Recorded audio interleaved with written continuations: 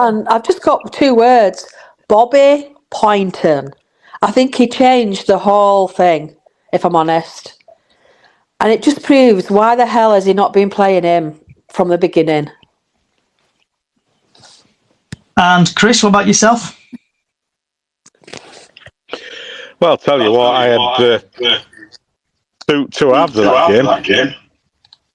Basically, Poynton started. He ruled the roost, and Kavanagh also.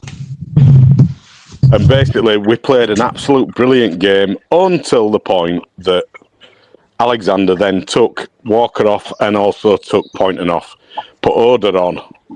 And we just turned into defence yet again.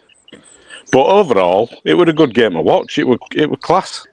Why can't we play that all the time? And I completely agree with Callie of why has he not put Poynton in. I think he's made himself look a red bug, hasn't he? Really, in terms of like everyone's been crying out for Bobby. Anyone with, like I say, a pair of eyes and a functioning brain, and it's almost like I don't know what the reason is behind not playing him, but yeah, he's just been totally made to look a total fool now. And has anybody got anything else they want to say about the match?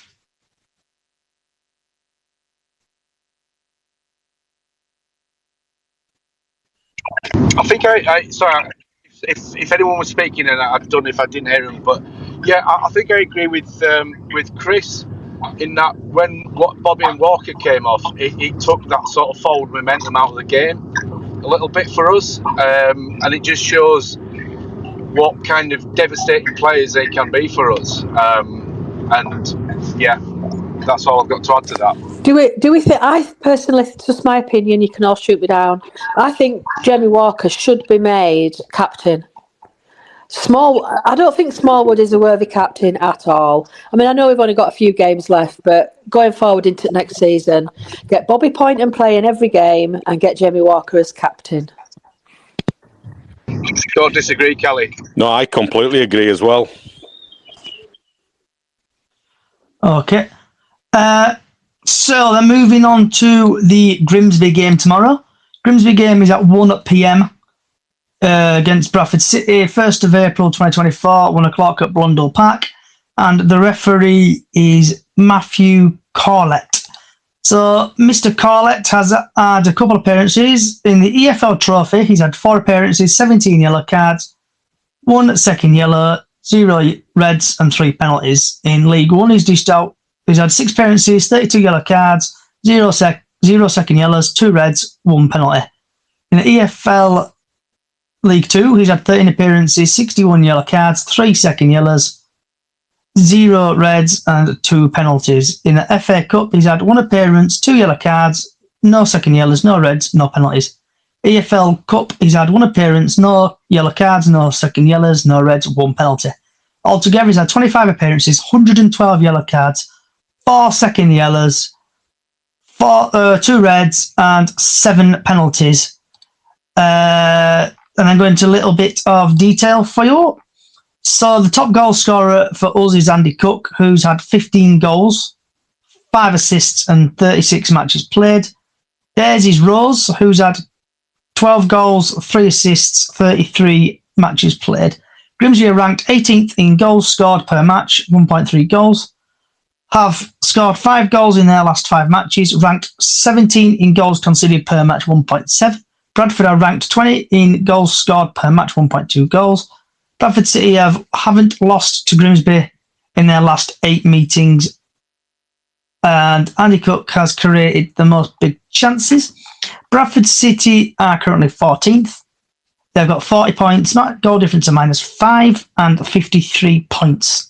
Grimsby have played 39. They've got a goal difference of -18. And they have got 39 points. Last couple of meetings, going back to 8th of February 2020, Bradford City drew 1-1. 22nd of December 2020, Bradford City won 2-1. 10th of April 2021, Bradford City won 1-0. 22nd of October 22, Grimsby 0, Bradford 0. 1st of April 2023, Bradford won 3-2. 9th of September 2023, Bradford drew 1-1. And 10th of October 2023, Grimsby lost 2-1 against Bradford in the EFL Trophy. Bradford have won all 4 games. There's been 4 draws in there, and Grimsby have won 0. And Bradford City last couple of games is they've lost against Forest Green, they've lost against Mansfield, they've lost against Notts County, they've lost against Harrogate, and we beat Tranmere 2-0. Grimsby's last couple of games, they've drawn 1-0 against Sutton.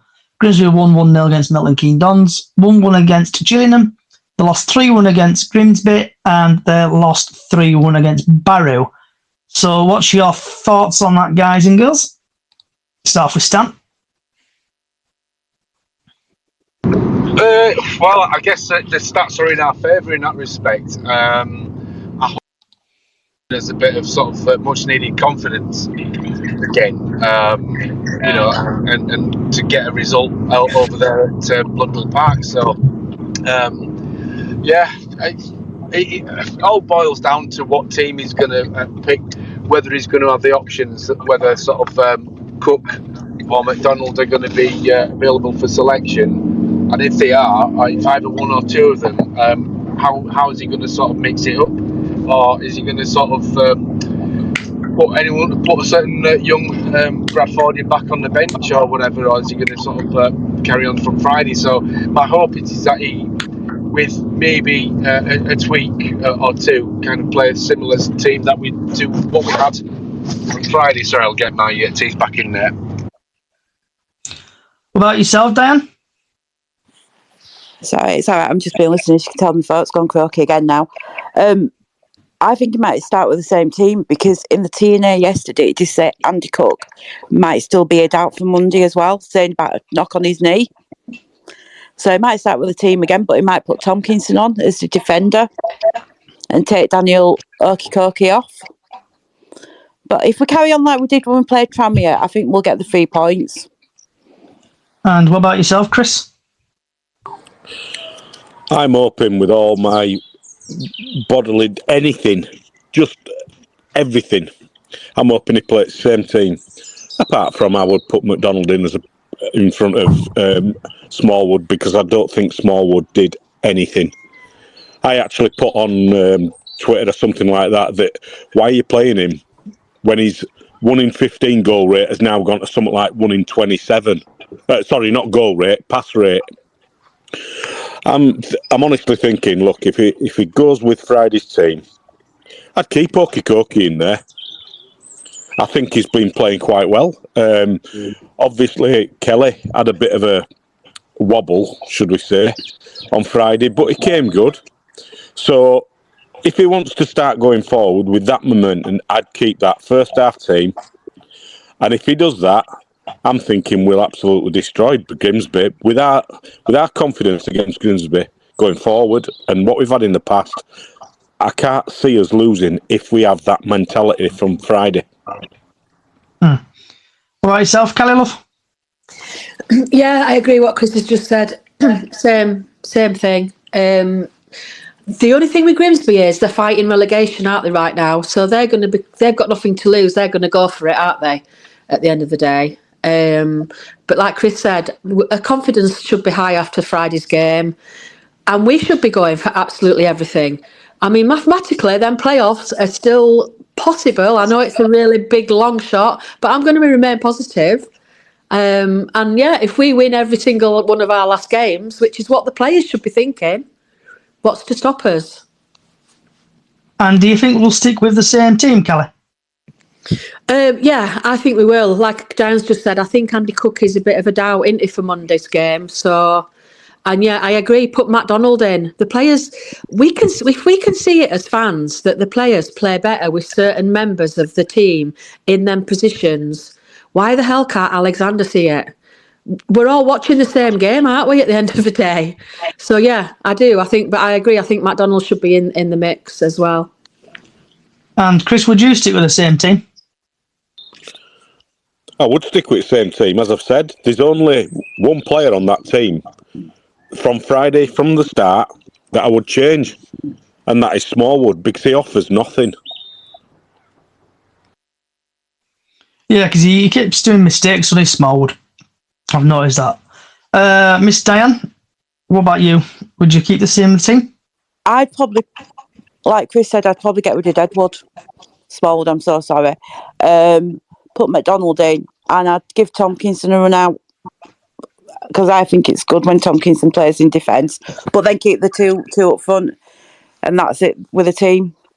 So yeah, I'd do some changes. And yourself, Stan, would you stick with the same team?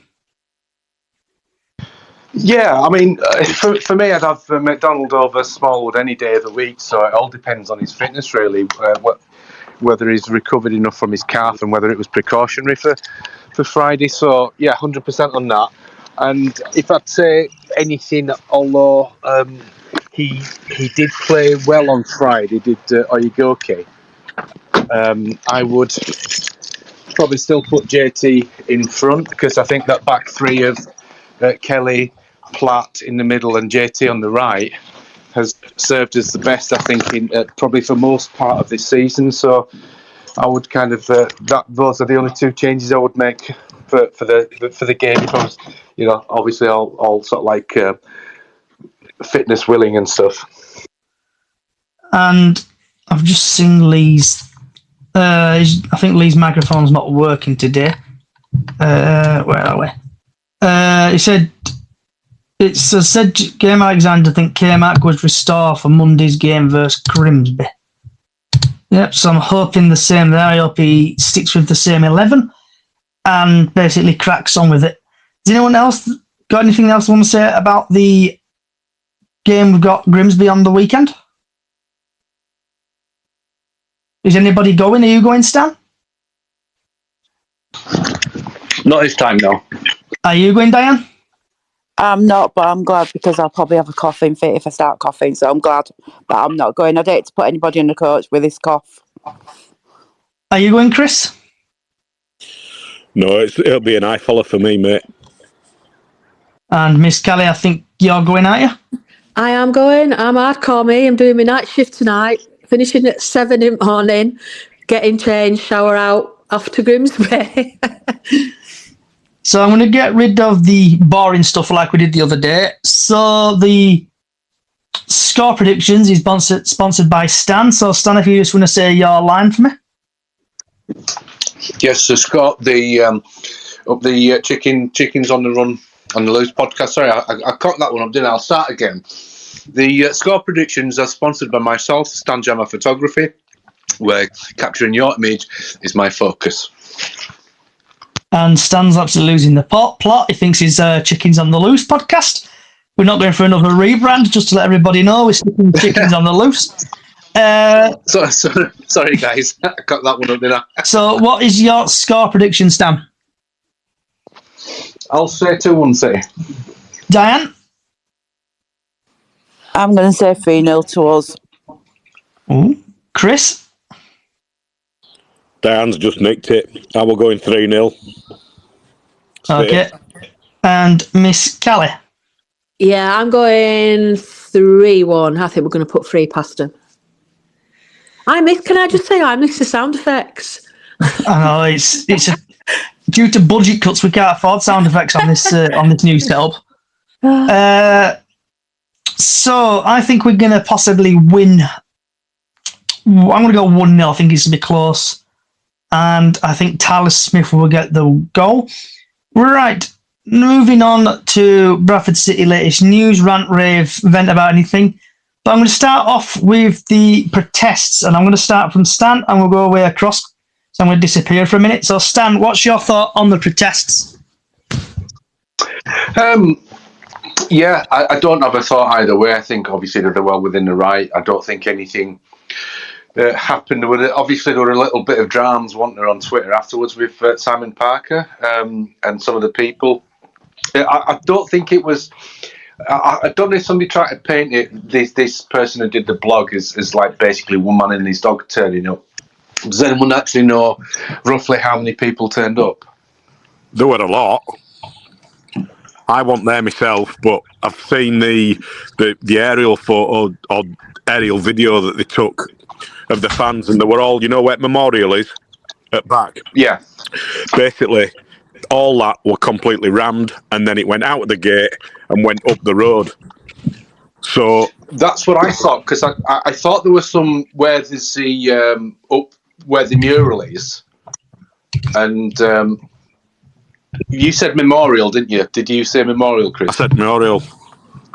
No, sorry, mural. Yes, sorry, I thought you meant yes. That's what I thought. So I think there was a little bit of underhand tactics to try to paint them as like basically just whether that's on the club's behest or just people kind of being condescending towards it. I think well within the rights, and so I don't have an opinion on it myself, but if it makes positive change, then I'm for it. And what about yourself, Miss Dan? If they want to do it, let them do it. It's up to people if they want to do a peaceful protest. So let them do it. But is it going to make much difference now when we're sent that letter out on Thursday? Is it going to make it much different? Did anything get done? Did Ryan Sparks hear it all or anything? But I noticed that all news were there on papers. But I think there were quite a few people there. But like they said there were only about 50. There were more than that. Definitely what I've seen. This is what I don't understand. I don't know if it was the paper trying to basically, what word am I look for? To quell it. But when I was there, when I looked up, I know there were quite a lot of people there. Because I just went to be nosy, and when I got there were quite a lot of people on the wall behind, where the main car park is, where you park your cars when you come down the road. There were quite a lot of people on the road side of the wall there. There were quite a lot of people looking out of the suites as well at the top, and there were quite a lot of people where the car park is, where the car garage used to be. Up there were quite a lot of people there, and I think people were just there to be nosy. But then looking on social media, obviously, according to the TNA, about 50 people were there. I think that was false. There were quite a lot of people there, to be fair, but I think people were just there to be nosy and just to see what were going on. Like myself, I was just being nosy. And I've put the video up on social media, on all socials. And in my opinion, there were, should we say, quite a lot of youth there, should we say, if anyone wants to disagree with me on that one. But in my opinion, there were quite a lot of youth there, so... But then the rumours coming out of apparently glass door being broken and stuff like that. I don't know how true that is.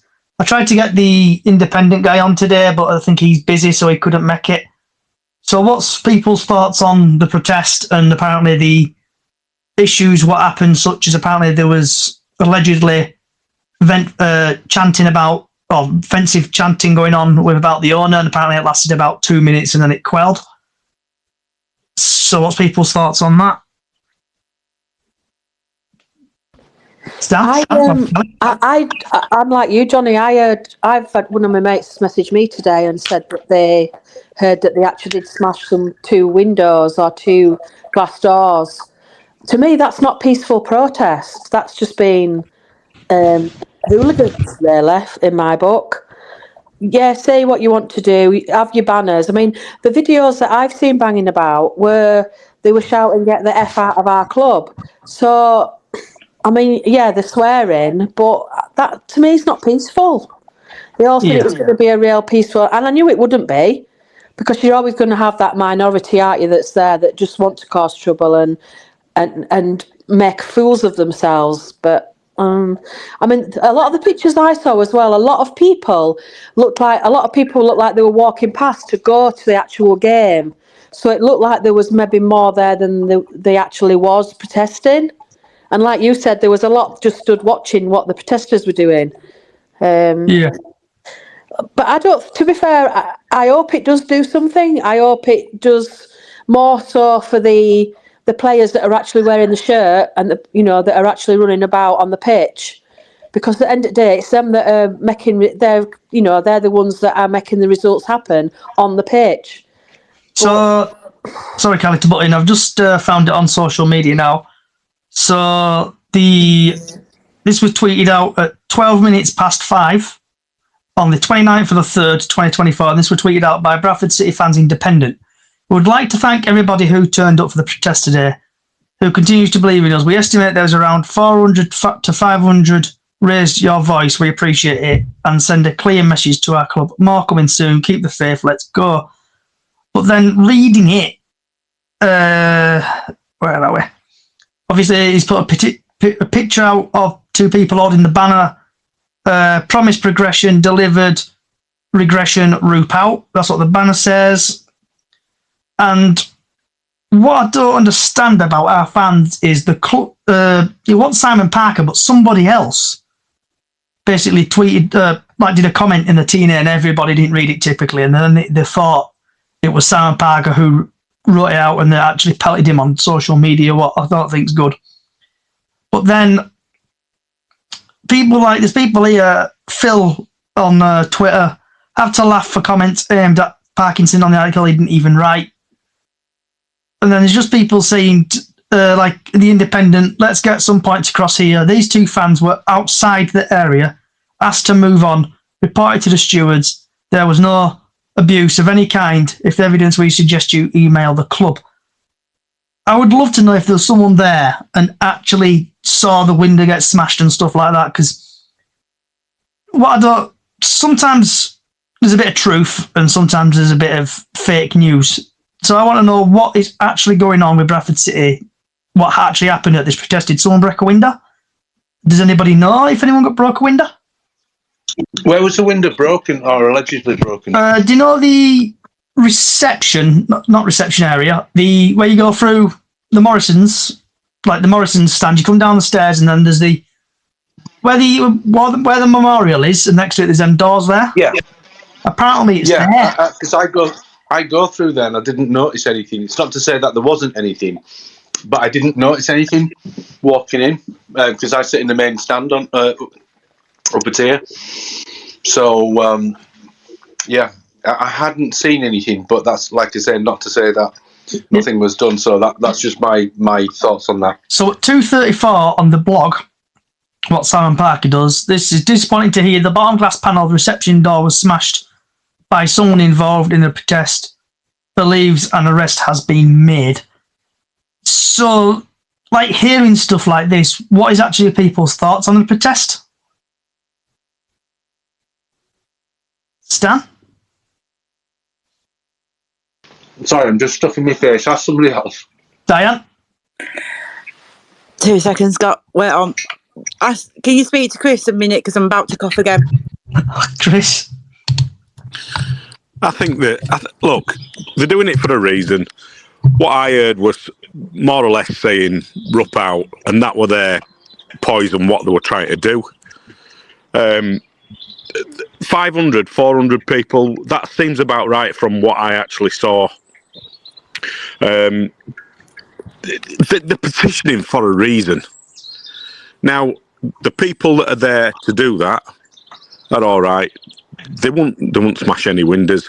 If Stan has gone into that area and sort of said, "Look, I go into here and I can't see any smashed glass throat," is it true? That's the first point that you've got to sort of work out. In it all, the petition was a peaceful one.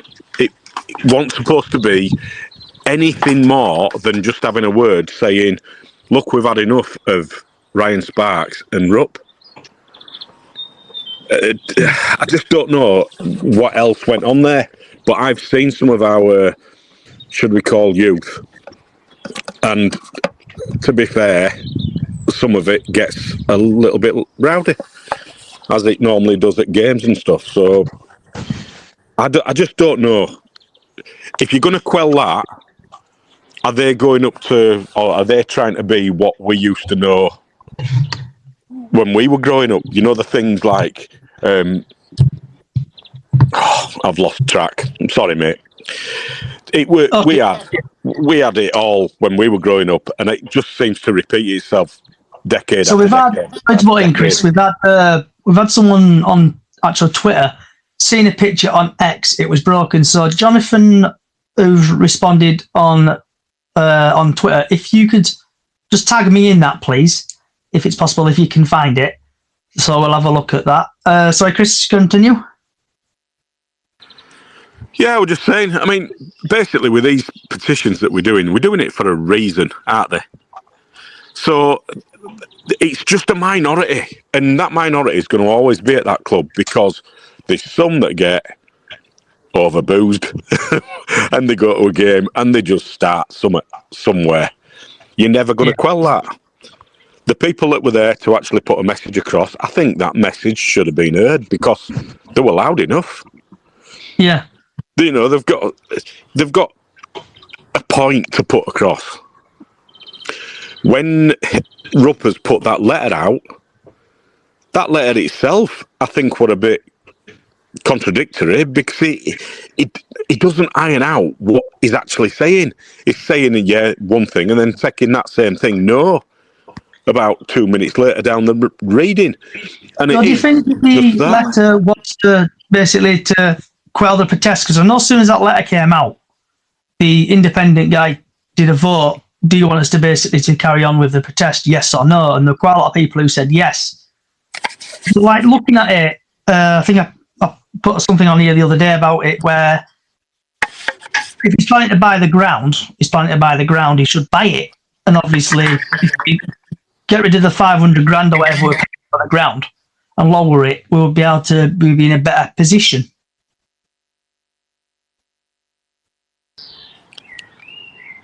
Yeah, I know exactly what you're saying there, and I think that's completely correct. He's got to put his money where his mouth is now, and if he doesn't, we'll know exactly where it is. Because some of these things that he's actually put in that letter, they've got to be done immediately. They can't be sort of left until close season. You've got to put these things in place to make them work for the future, like what he's saying in his letter. So with that letter, Chris, do you believe what he's put in that letter? As a fan, do you think he's going to do this, or do you think it's just going to be like all chat and no work? I would like to believe him, but I can't see it because he's said it before, and it's just gone on things that we really can't see. As a fan, you don't really see any of these sort of bits and bats that he's actually said in his letter. The one thing that did surprise me was when I sort of went back and had a look or a listen. One of my mates recorded the BBC Radio 1, you know, the West Yorkshire Sport. Yeah. And Jamie Rayner on there apparently said that he was going on about this letter and basically said that he's gone in and they're trying to get now a director of sport in before the end of the season. Now, if that's correct, and if that's no lie, then he's going true to his letter because that was one of the first things that he said he'd do. So let's see. So we'll touch on that in a minute, Chris, actually, the director, because there's a couple of things that I want to bring up. So I'm just going to quickly go to Stan. Stan, what about you? What's your thoughts on the protest? Are you still eating? I'm still eating, however, I'll stop stuffing my face for 30 seconds. I think for me, I mean, I read it to a point and I switched off because he's done this before, you know. He's kind of, things will be, you know, sort of like different from now on, and he's not done it. He's not interested, that's his prerogative, but you know, it leaves him with a couple of options, doesn't he? Really, either needs to sell straight away, accept the asking price, or just basically put something in place, but that would make his assets worth more, because we're not worth anything probably for the asking price that he's asking for. He's not going to, I mean, for me, if he was serious, he'd put a new CEO in, but he's not going to do that because he just wants to sell. And to do that, it's going to cost him a couple of $100,000 in wages at least to get somebody of a calibre that will get us out of this, you know, sort of like situation that we're in. And also with regards to, you know, director of football, and then you've got the pitch, and then you've got sort of other aspects to kind of take into account. I don't think he will, unless he's going to start playing the long game and start playing at being an owner. For me, it's all very reactionary, And that was a disappointing thing that I heard from the whole sort of Sparks going to Germany. That it sounds awful, but that he came back still as CEO for us. So yeah, and it's like, well, who appoints this director of football? A person that's basically made poor spotting decisions in the first place. Somebody that supposedly put somebody in place, and Derek Adams comes in and then sacks him. Then he sacks Derek Adams. Then he gets Mark Hughes in, and we get a head of recruitment, etc. And it's all very reactionary. So I'm not hopeful, to be fair, with the situation in terms of like anything that's going on. And it's like, well, how have you formulated a plan? You know, it should be taking you weeks and weeks. You should be doing lots of research and kind of going into, right, okay, how do you come up with a if you like, a business plan in terms of the way forward? So yeah, my view is that it's all very reactionary, and I'll believe it when I see it. But yeah. So I'm quite cynical about it, to be honest. Diane? Are you there, Diane? I am. I'm sorry. I was just doing something else then. Sorry, my throat's going again. What were we talking about? Rupp's letter? Rupp's letter and the protests. The protest, I think I've said about the protest what I thought. Rupp's letter, I think he knew that protests were happening on Friday. I think that's why he sent it out. And I think Ryan Sparks was getting a bit worried about his job as well, which he must have been, to fly out to Munich when he said that on the team's message. 2 secs. Oh, everyone's coming down with flu. Oh, don't. They've had it at work and they've given it to me. I'm off this week as well. That's brilliant, isn't it? Yeah. Sorry about that. I think Ryan Sparks must have been worried about his job. But I've heard, like you were talking about, director of football, they're all saying Paul Jewell. That's what people are saying that they've heard. Yeah. Rumour-wise. But that's my opinion on it, because otherwise I'm going to go really croaky again. So I'm going to put my mic on mute. Okay. And Lee, can you hear me? Okay. Callie? Yeah, with Rupp, I mean, it doesn't go to many games, does it? I don't think, he cares enough to put money in, but I don't think he cares about our club. If you know what I mean? If he went more, if he got more involved with the fans, if he looked to be doing more, he'd get a lot more appreciation from the fans. Yeah. I don't think he cares, and I don't think it's going to be long till he actually sells and gets rid, because he were left with it, wasn't he, when the other German left, and he was kind of left with it, if you like.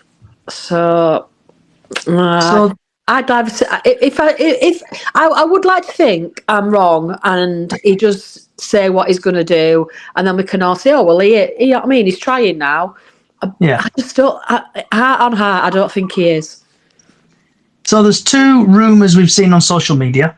One rumour is that apparently Paul Jewell apparently is returning to Bradford City as a director of football. So I don't know how true that is, but would people be happy with Paul Jewell if it's true? Would you be, Stan? Can somebody tell me what that is first? Because I'm not 100%. Yeah, I can. What that is. Okay. Basically, that whole thing about Paul Jewell came from that forum that I went on, and I mentioned it in our last Twitter speaker. You know, where it was basically a case of, in that forum, someone sort of mentioned this thing about director of football, and someone came over back of them saying, oh yeah, Paul Jewell will be a good shout. And that's all I know about what it's been said. I don't know anybody else jumping on that bandwagon at all. And would you be happy with Paul Jewell, Chris? Because he's like a former City player, former manager in it, Paul Jewell. So let's put it this way. He knows football, doesn't he? So, yeah, I would. But should we realistically be aiming for higher? But if there's nobody else who wants it, Chris, it might be kind of thing. It might be, Let me put it this way. Having Sparks doing commercial, because I think, to be fair to him, he's good commercially.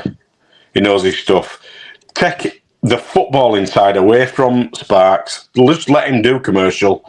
and let someone like Paul Jewell come in and do football. And I think with that, it can only get better. So, Callie, would you like to have Paul Jewell in then as a director of football, like buying players and scouting players and just basically trying to improve and who we bring in?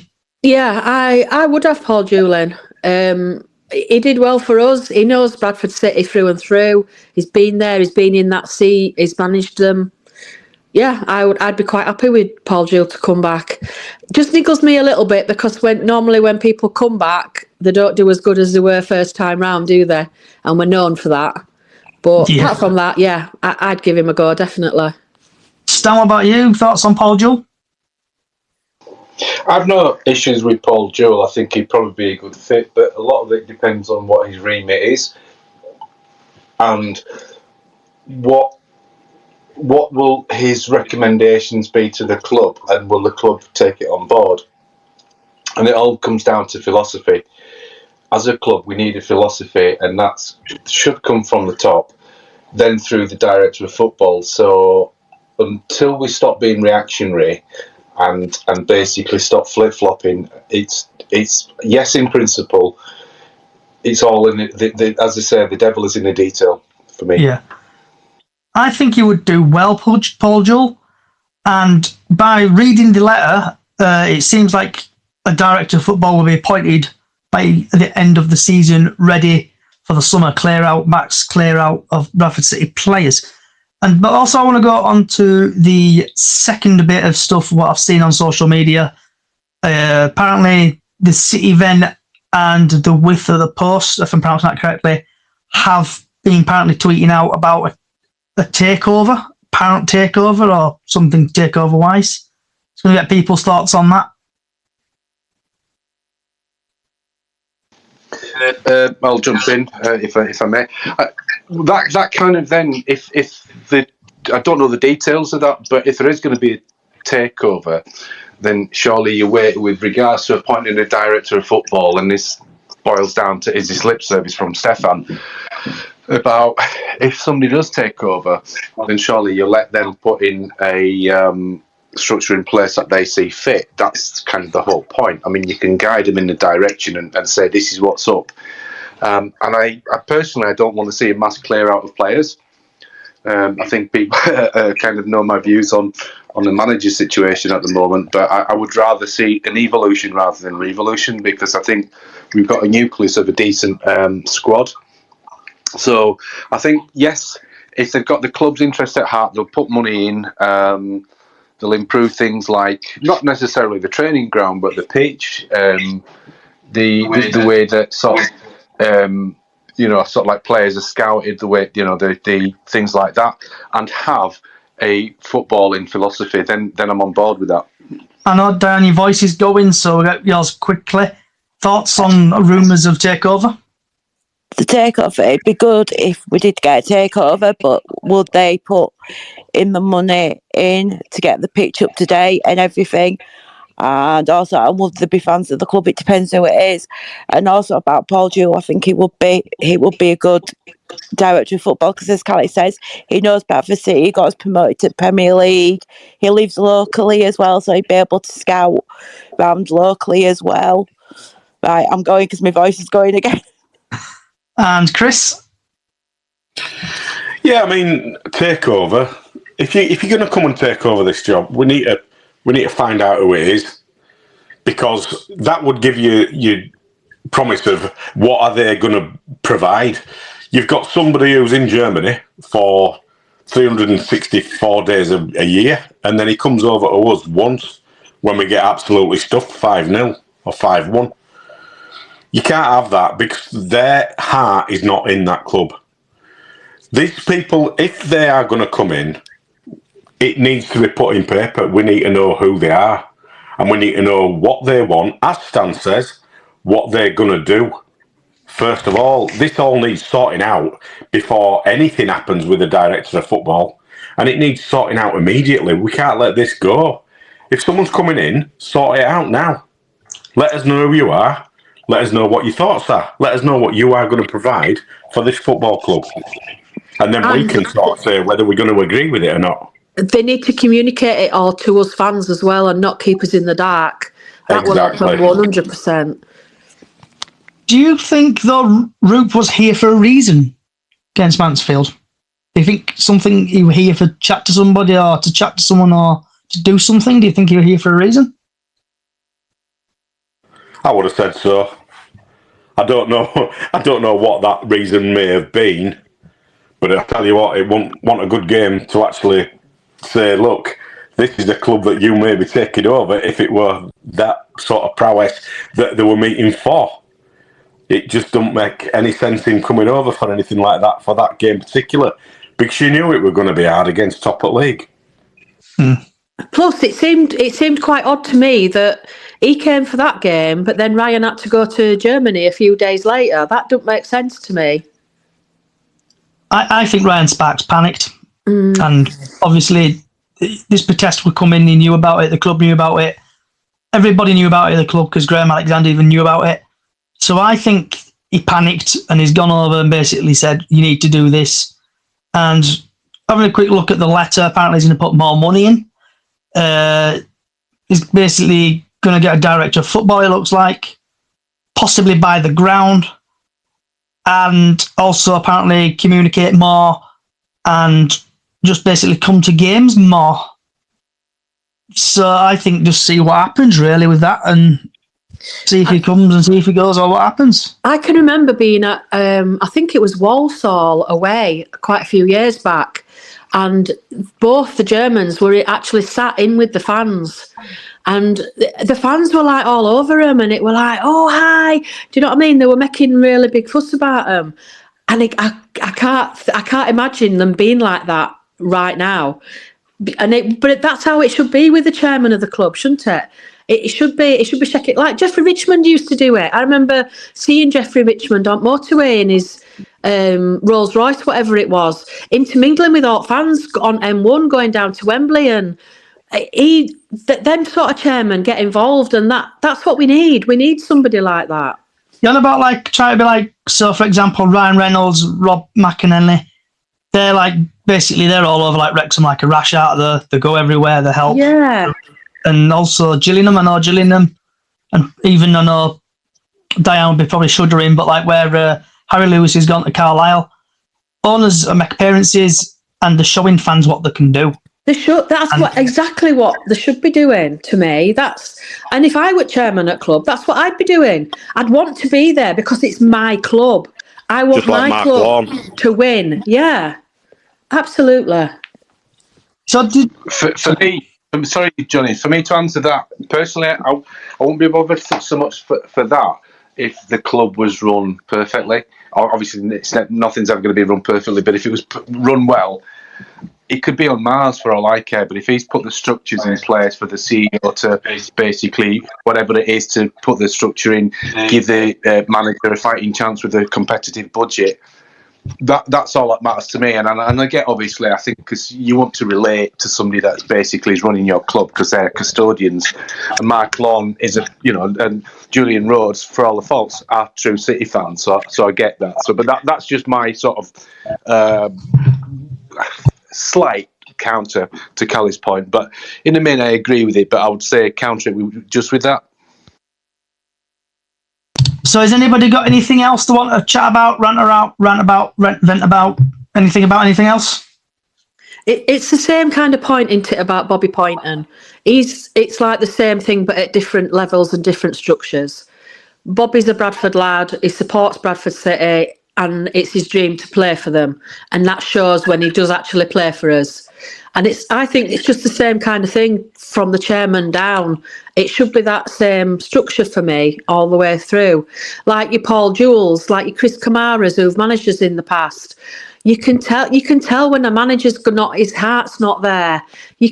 I'm sure it just shows to me, being a fan and watching all these different chairmans over years, the CEOs over the years, even the players over the years. You can actually sit there and watch and say, yeah, he's not in it he's in it for his wage. He's in it for his wage. He's not. He's playing with passion. And for me, that's how it should be across the whole board. Anyone else got anything they want to say? Yes, I'm going to go on my usual rant, but I think there were a couple of things post-match interview that kind of were a couple of red flags for me.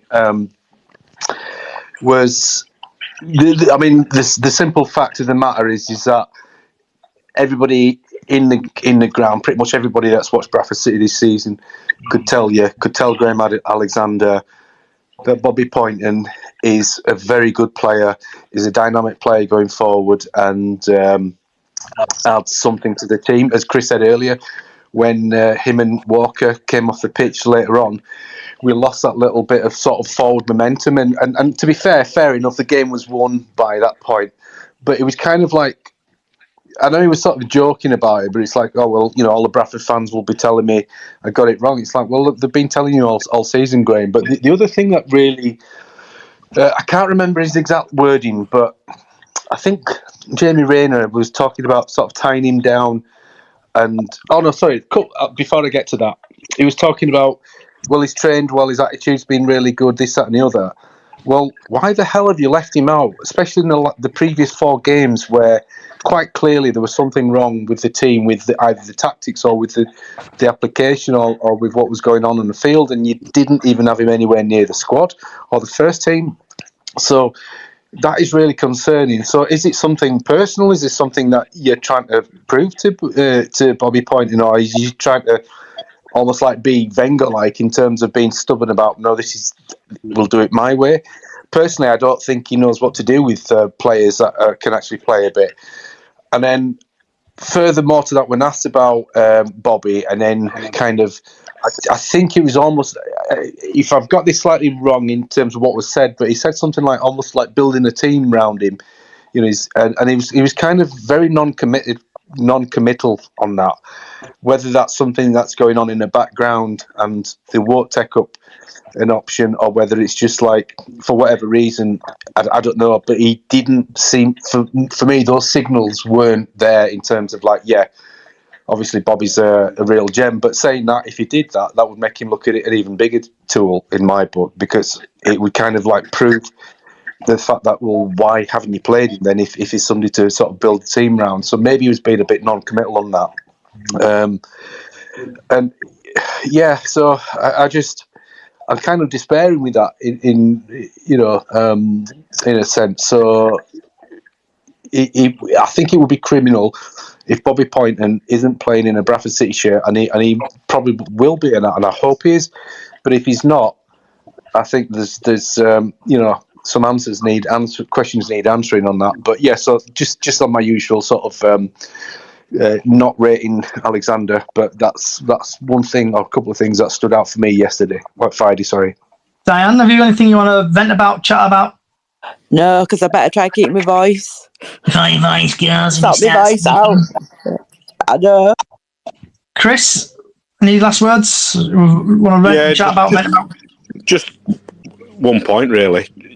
Am I right in saying both Poynton and Walker are out of contract at the end of this season? By all accounts, yes. If I am, we need to keep, by all accounts. I don't know what you have to throw at it. You need to keep them players. Poynton has got to play tomorrow. He's got to start tomorrow. He can't be on bench and come on. He's got to start. You've got to put the same team on with him, Kavanagh. We're walking in midfield, running the show. It's number 1 point for me. And we've got to set those 2 players and get them on board for next season. I think, Chris, sorry to jump in there. I think I'd heard that we've got an option to take up on Bobby's contract for another year, which we're likely to do.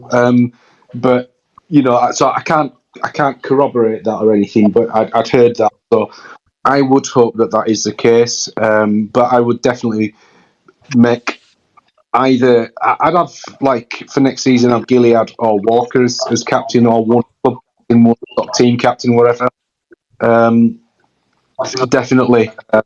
I think Walker's got at least a couple of seasons left in him. I mean, in terms of injuries this season, he had his leg broken by a really kind of cynical tackle against Doncaster away, didn't he? And he was out for weeks with that. Sorry, But guys. for the most Gotta part, go. you know, All right, Chris.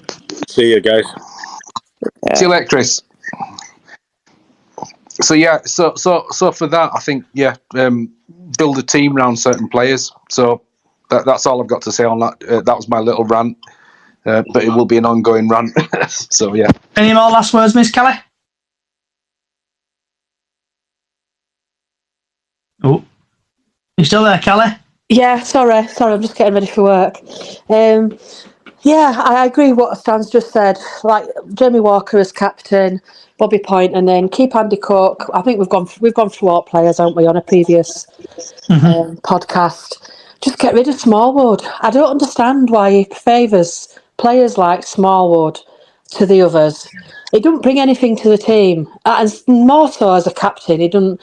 It's like I remember being at where were we at Accrington Stanley, and Jamie Walker went off, and he came past the fans, and he didn't get any nothing, no agginess about it. Every single player wanted to shake his hand. Sorry, every single fan wanted to shake his hand as he walked past us all. And to me, that's the kind of players that we need in the squad, and it just works for me. Okay, so we're going to do one last thing, and that's Stan's weather forecast. So, Stan, if you want to say your line again for me, please. Yes, the weather forecast is brought to you by Stan Jammer Photography, where capturing your image is my focus. Was that better? That was better. You've passed. Well done. So the sun rises at 33 minutes past 6 tomorrow, and the sun set at 7:36. And it's going to start off with being a bit wet in the morning in Grimsby, and eventually it will cloud over, and the highest it's going to get is going to be 12 degrees from 4 o'clock onwards, and we'll get a bit of sun, and that's your weather forecast for tomorrow. And leaving on everyone's third and final favourite feature, what is on your plate? So, Stan, what's on your plate today? What have you had for your tea? Oh, just a mishmash, because I had a really nice lunch. I had a really nice Sunday roast at the Fox in Menston today, so I hadn't had much. I just had a sausage roll, bits and bats, nothing really, and a couple of oranges. Okay, Diane, before your voice goes completely. Before my voice goes completely, I had a lamb steak with roast potatoes, peas and carrots, but put dry mint herbs on the lamb and cook it in the oven. Dad's told me how to do that. Miss Kelly? I've had a sausage and egg cob because it's breakfast for me, isn't it? But yeah, and I'll see you tomorrow, Johnny. Yeah. And I've had a Christmas dinner, and we've actually had two questions in. We've had two from Ben, actually. Would we personally like to keep Smallwood or let him go? So would you keep or get rid of Smallwood? Stan? I'd move on from Smallwood. I think he's overall has been a disappointment. He's had a few good. To say he's had more than a few good games, but I think not captain material, and there are better players that we can use. So I'd move him on. Diane, keep or get rid of Smallwood? In the words of Elsa, let it go. Let it go. Miss Kelly? Yeah, let him go. Get McDonald in instead. Right, it is it. And I'm going to press that one today. So I want to say thank you, everybody, for coming along. Thank you for everybody on social media, X, Twitch, Twitter, for coming along today. Hope you've enjoyed yourself. If you like what you're hearing, Chickens on the Loose podcast on every podcast service going. Also, we've got a small Facebook group on Facebook, Chickens Up the Chickens on Facebook, where you can do Golden Goal every match day, and also every season we do a Super 6 competition. Hope everybody's had a fantastic Easter.